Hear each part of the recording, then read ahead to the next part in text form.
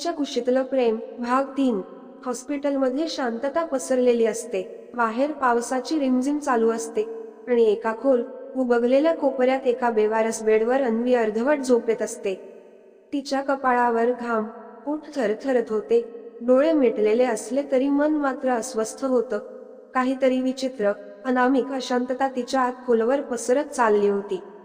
तेव्हाच तिला एक भास होतो, भास पण इतका जिवंत की वास्तव आणि स्वप्न यामधली सीमारेषा क्षणभर मिटून जाते। तिला वाटतं कुणीतरी तिच्या खोलीत आहे। हातात फाईल, धीम्या आवाजात बोलणं, या केसवर फार वेळ खर्च केला, शिफ्ट करायला लागेल उद्या पहाटेपर्यंत। अचानक एक सावली तिच्या बेडजवळ येते। अंधुकशा प्रकाशात तिचा चेहरा दिसत नाही, पण सावली एकटक तिच्याकडे पाहत राहते आणि हळूच म्हणते, शेवटची संधी आहे, तिची आठवण कायमची पुसा। अन्वी डचकते, झोपेतून ती थरथरत उठते, गोंधळलेली, भीतीने ग्रासलेली। कुठे नेताय मला, कुठे? पण खोलीत कोणीच नसतं। नर्सचं डेस्क रिकामं, डोक्यावर लटकणारा ट्यूबलाईट मंद झपकतो। तिची छाती धपापते, ती श्वास घेते, पण दरवेळी तो श्वास तिच्या घशात अडकतो आणि तेव्हा ती स्वतःला स्वतःच्याच कुशीत घेऊन रडायला लागते। ते अश्रू फक्त एका भासासाठी नव्हते, ते तिच्या आत साचलेल्या काळ्या अस्पष्ट भीतींसाठी होते। ती एकटी होती त्या क्षणी, त्या रात्रभर तिच्या आजूबाजूला कोणीही नव्हतं। अन्वी त्या हॉस्पिटलमध्ये किती दिवस राहिली हे तिलाही कळलं नाही। कालचक्र जणू थांबलं होतं, तिच्या आयुष्याची घड्याळं बंद झाली होती आणि ती एका धूसर वास्तवात अडकून पडली होती। ती रात्र जिच्यात तिला भास झाला होता, त्यानंतर तिची अवस्था आणखीनच नाजूक झाली। सकाळी नर्सने तिला डोळे मिटून कुशीत गुडूप झालेलं पाहिलं। डॉक्टर नेहा, तिच्यावर उपचार करणारे एक संवेदनशील आणि तत्वनिष्ठ डॉक्टर, तिला पाहून थबकले। तिच्या शरीरावरच्या जखमा भरल्या आहेत, पण मनावरच्या जखमा अजूनही उघड्या आहेत। त्यांच्या मनात शब्दांशिवाय एक विचार घुमत राहिला, ही मुलगी कोण आहे? 2 आठवडे झाले तरी तिचा कोणी दावेदार, नातेवाईक, ओळखीचा माणूस पुढे आला नव्हता। हॉस्पिटलमध्ये अशी प्रकरणं फार अपवादात्मक असतात, कोणीतरी येऊन जबाबदारी घेतं, पण इथे शून्य। हॉस्पिटल कमिटी एकत्र बसली, रिपोर्ट टेबलवर होते, unknown female, age approx found unconscious, memory loss, shows signs of trauma. आमच्याकडे पुरेसे फंड नाहीत, ही केस आम्ही अधिक काळ सांभाळू शकत नाही, प्रशासकीय अधिकाऱ्याचं थेट मत होतं। डॉक्टर नेहा डोळ्यांत आशा घेऊन म्हणाले, तिच्यात अजून जीव आहे, ती हरवलेली आहे, पण संपलेली नाही। पण डॉक्टर नेहा, फंड्स कुठून आणणार? तेव्हा त्यांनी सांगितलं, एक एनजीओ आहे, मनस्पर्श, ते अशा मुलींना सांभाळतात ज्यांचं अस्तित्व समाज विसरत जातो। मी त्यांच्याशी संपर्क केला आहे। दुसऱ्या दिवशी एक काळसर रंगाची स्कॉर्पिओ हॉस्पिटलच्या पार्किंगमध्ये थांबली। तपासणीची पांढरी साडी घातलेली, चेहऱ्यावर ममत्वाची सावली असलेली एक मध्यमवयीन स्त्री आत आली, शैलजाताई। त्या मनस्पर्श या एनजीओचं नेतृत्व करत होत्या, ज्यांचं कामच होतं अशा विसरलेल्या जीवांना पुन्हा आयुष्य द्यायचं। त्यांनी हॉस्पिटलमधील रिपोर्ट्स पाहिले, डॉक्टरांशी संवाद साधला आणि शेवटी अन्वीच्या शेजारी जाऊन थोडा वेळ शांत उभी राहिल्या। अन्वी त्यावेळी भिंतीकडे तोंड करून बसलेली होती। तिच्या हातात एक कागदाचा तुकडा होता, कोपऱ्यातून फाटलेला, ज्यावर ती सारखं काहीतरी आकड्यांसारखं कोरत होती। शैलजाताईंनी हळू आवाजात विचारलं, तुझं नाव काय ग? अन्वी काहीच उत्तर देत नाही, डोळे मिचकावते, सावध होते। तिला अजूनही कोणावरही विश्वास नव्हता। नाही सांगायचं तर नको सांगू, पण तू आता एकटी नाहीस। शैलजाताईंनी तिच्या खांद्यावर हलकासा हात ठेवला। त्या क्षणी अन्वीच्या शरीरात एक कंप पसरतो, ती मागे सरकते, घाबरते। शैलजाताई हळूच म्हणतात, ठीक आहे, आपण स्पर्श नको करायला, पण तुला घेऊन जाईन तिथे, कुणीही तुला त्रास देणार नाही। त्या दिवशी संध्याकाळी हॉस्पिटलच्या फाटकातून ती गाडी बाहेर पडली, ज्यात मागच्या सीटवर शांत बसलेली अन्वी होती। डोळे खिडकी बाहेर लावलेले, पण मन कुठेतरी आत खोल अस्वस्थ। ती काहीच विचारत नव्हती, पण तिचं संपूर्ण शरीर एकच प्रश्न विचारत होतं, पुन्हा कुणी मला फसवणार नाही ना? एनजीओ शहरापासून थोडं दूर होतं, मोकळं, हिरवळीत भरलेलं। एनजीओ मध्ये इतरही 4 ते 5 मुली होत्या, प्रत्येकजण आपापल्या वेदना घेऊन आलेल्या। पण त्या सगळ्यात अन्वी वेगळी होती. तिचा अंधार खूप खोल होता. शैलजाताईंनी तिला वेगळी खोली दिली, कोणताही दबाव न टाकता. फक्त एक संवाद सुरू केला. तुला जेवण हवं तर सांग, झोप येत नसेल तर मी गाणी लावते, बोलावंसं वाटलं तर मी आहेच. अन्वी फक्त मान हलवत होती, कधी हो कधी नाही, पण तिला कधीच एकटे सोडण्यात आलं नाही. दुसऱ्या दिवशी NGO मध्ये नोंदणी करताना शैलजाताईंनी तिचं नाव विचारलं. अन्वी डोळे खाली घालते, विचार करते. तिचं अन्वी हे जुने नाव आता तिला ओळखीचं वाटत नव्हतं. ते नाव म्हणजे वेदना, विश्वासघात आणि एक भयानक अंधकार. शैलजाताईंनी प्रेमाने विचारलं, मी तुला एक नाव देऊ का? नको असेल तर नाही ठेवायचं. अन्वी न बोलता फक्त मान हलवते. अनुराधा या नावाचा अर्थ आहे सूर्याचा अनुयायी तारा. दुसरा सूर्य, प्रेमाचा अनुयायी, साही होतो. आतापासून तुझं नाव अनुराधा. अन्वीच्या ओठांवर पहिल्यांदा एक अंधुकसा भाव उमटतो. तिच्या आतल्या काळोखात एका नवीन प्रकाश रेषेची चाहूल लागते. रात्र होती, पण ती रात्र काळोखाने नव्हे तर एका अबोल धसक्याने भरलेली होती. मनस्पर्शच्या त्या मोकळ्या घरात शांतता पसरली होती. झाडांवर पानांची सळसळ, एखादं कुत्रं लांब भुंकणं आणि मध्येच एखाद्या मुलीचा शांत श्वास.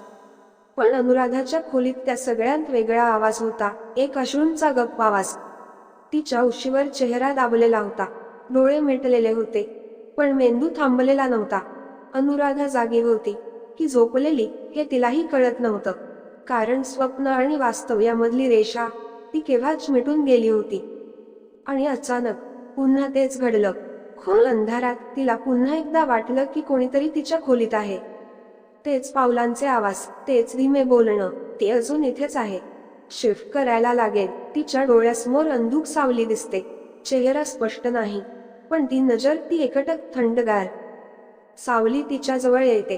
तिच्या उशीतून काहीतरी ओढते. शेवटची संधी आहे. तिची आठवण कायमची पुसा. अनुराधा डचकून उठते, छाती धपापते.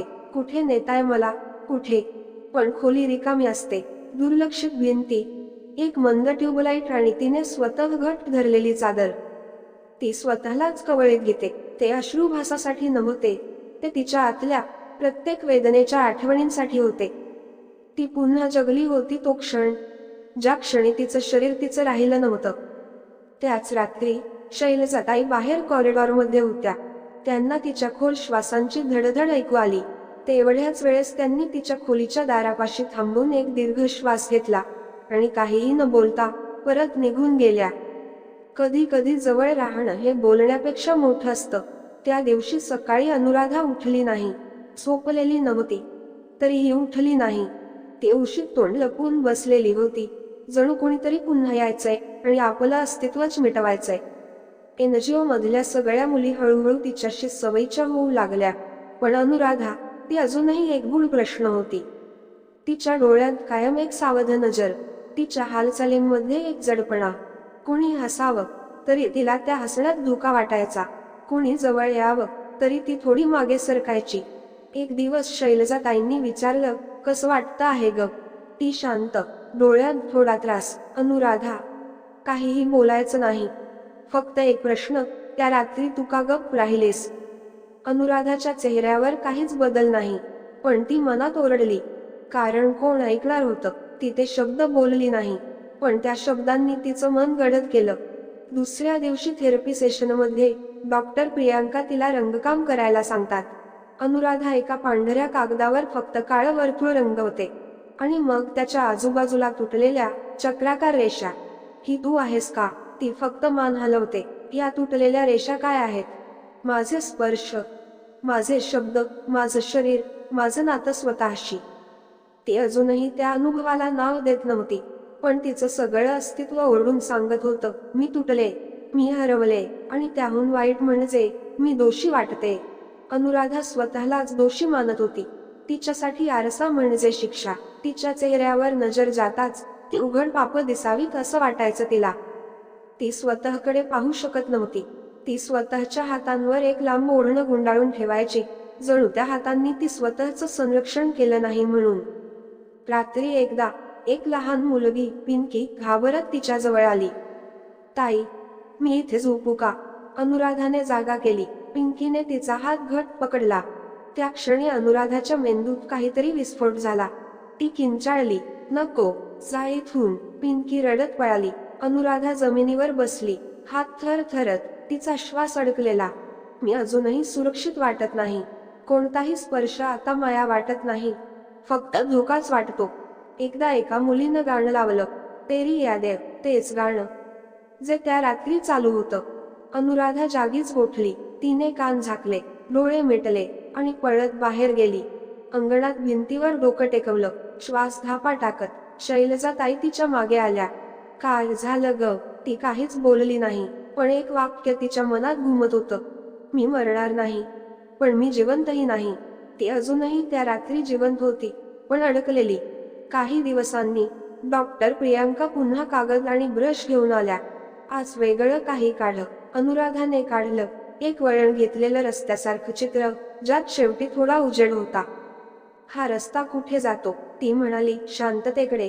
पण मी अजून निघाले नाही. ती अजूनही घाबरते, अजूनही रडते, अजूनही तिला ती रात्र जगावी लागते.